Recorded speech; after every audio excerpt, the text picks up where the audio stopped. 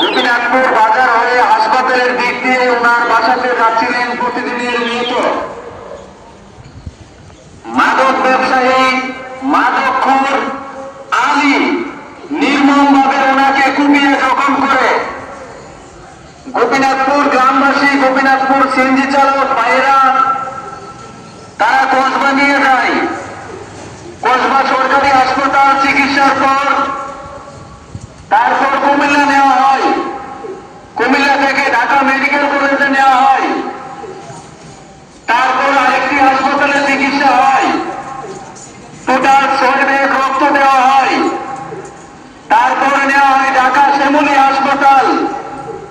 ওনার মাথাতে এমন ভাবে কুপিয়েছিল, মাথার হাড়ও ভেঙে গিয়েছিল।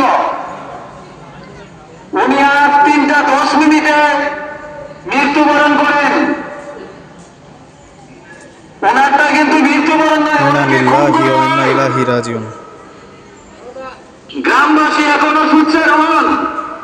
গোপীনাথপুর এত বড় একটি বাজার, জনবহুল বাজার, একজন ব্যাংক কর্মকর্তার নিরাপত্তা নেই।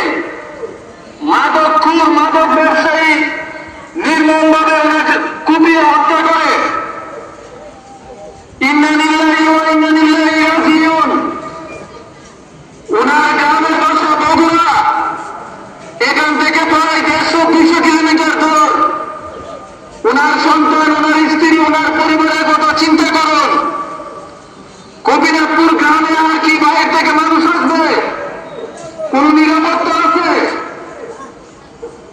আজ আসর নামাজের পর গোপীনাথপুর কেন্দ্রীয় জামে মসজিদের সামনে মানববন্ধনে গোপীনাথপুরের সর্বস্তরের জনগণ অংশগ্রহণ করবেন। মাদক বিরোধী আন্দোলন, মাদকখোরদের বিরুদ্ধে আন্দোলন সারা বাংলাদেশকে জানান দিবেন।